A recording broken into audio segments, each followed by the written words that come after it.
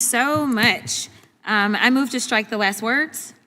Gentlelady is recognized. And so a couple of things. My not friend from Texas specifically cut me off by the time that I wanted to indicate to him a couple of things.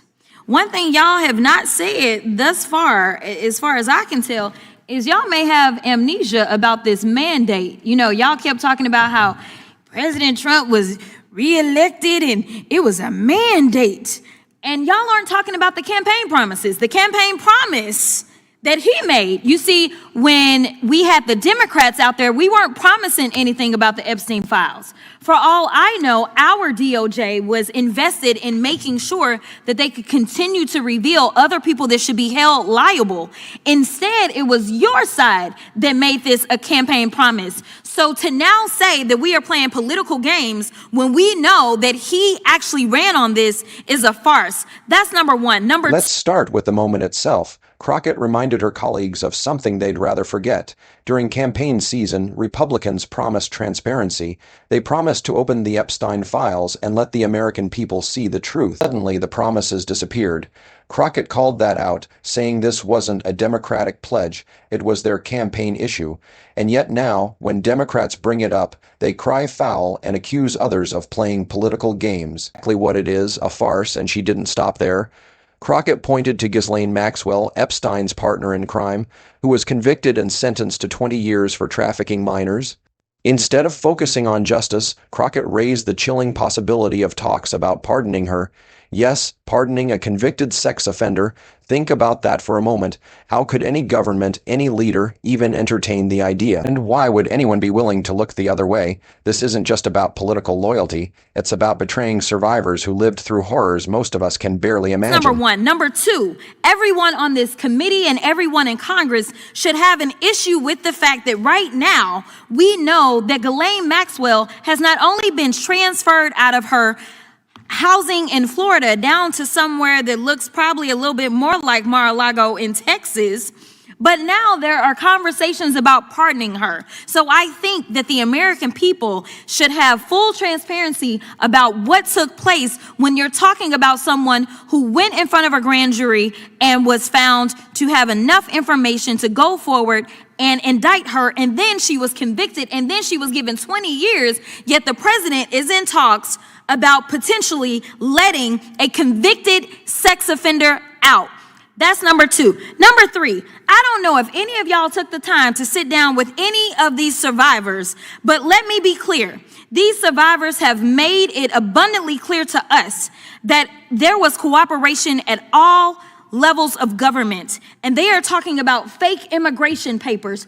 And they're talking about fake modeling agencies. For all we know, there are people that are still embedded in our federal government that allowed for this to take place, that were profiting from this. So yes, this is relevant to what we're talking about. The fourth thing that I want to say is I'm tired of y'all cherry picking one horrible event. Because that's what y'all do. Y'all find one terrible situation that took place, and then you say that person's name, and you wear it out, and you make it political.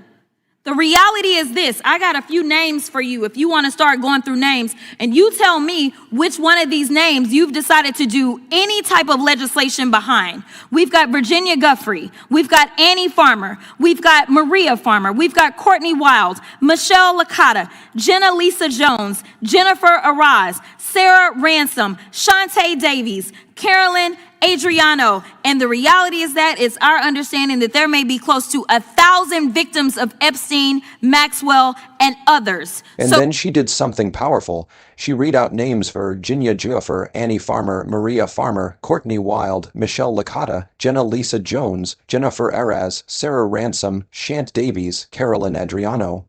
Each name spoken aloud was a reminder. These aren't abstract statistics. They're real people with real lives, forever scarred by what Epstein and Maxwell did, and by what others allowed to happen. Crockett reminded the chamber that these are only a fraction of the victims. Some estimates put the number as high as 1,000 lives stolen, manipulated, broken, but here's where her words hit hardest. She said it plain. Stop pretending to care about one name if you're not willing to fight for all of them. Stop exploiting a dead person's memory while leaving thousands of survivors invisible. If politicians truly cared, they would legislate, investigate, and demand accountability. Instead, they turn a tragedy into a talking point and then move on. This is where I need to add my perspective. Crockett isn't just calling out hypocrisy, she's exposing a political strategy. It's easier to build a narrative around one victim than it is to face the magnitude of the truth. Easier to say, look at this case, than to admit that hundreds of powerful people may have been complicit. By narrowing the story to one name, politicians control the narrative. They decide what gets attention and what stays hidden. Doing so, they keep the full scale of corruption safely in the dark. Others. So stop playing these games and acting like you care about one particular situation. You take a situation and then you exploit what has happened to not only that person, but you exploit those families and you make it a game. Stop just throwing a random dead person's name on something for your own political expediency. If you want to start talking about actually solving something, then maybe we should go to the other campaign promises, the ones that allegedly gave y'all a mandate. When he Her said, message was simple but devastating. You talk about justice, you talk about transparency, but when it comes down to it, your loyalty isn't to the people, it's to power, to money, to the same elites who benefit when truth is buried. To prove her wrong, sign the discharge petition, meet with survivors, look them in the eyes, and explain why their pain is less important than political convenience. But she knew, and we all know, that challenge will go unanswered. Here's my take. This wasn't just a partisan clash. Crockett wasn't only attacking Republicans. She was holding up a mirror to the entire system. Because whether it's Republicans making promises they never intended to keep, or Democrats choosing silence when accountability gets too risky, the result is the same. Survivors are ignored, files stay sealed. And the public is left wondering if justice in America is only for the powerless, never for the powerful, and this is the heart of the issue. Epstein's crimes were monstrous, but what's worse is how many doors those crimes opened into the halls of influence. We're not just talking about one predator. We're talking about a network of protection that may have stretched into politics, finance, media, and government itself. That's why transparency matters, because without it, the public is left guessing. And in that silence, corruption thrives. when he said he was going to lower prices on day one, yet that didn't happen. When he said that he was going to be ending wars on day one, yet that didn't happen. Where he said that he was going to save the American people, yet that didn't happen. Because as we know, in that big ugly bill that every single one of you voted for, except for Mr. Massey, because he seemingly is the only one that's got any sense over there. Y'all voted for that bill. And the last time I checked, it's driving us further into debt while kicking people off of their health care, in addition to making sure that billionaires, which I would not be surprised if we start to roll out those names, and a number of those same billionaires, because these weren't they weren't $2 Johns. That's not what I got from the information. So stop telling us that you care.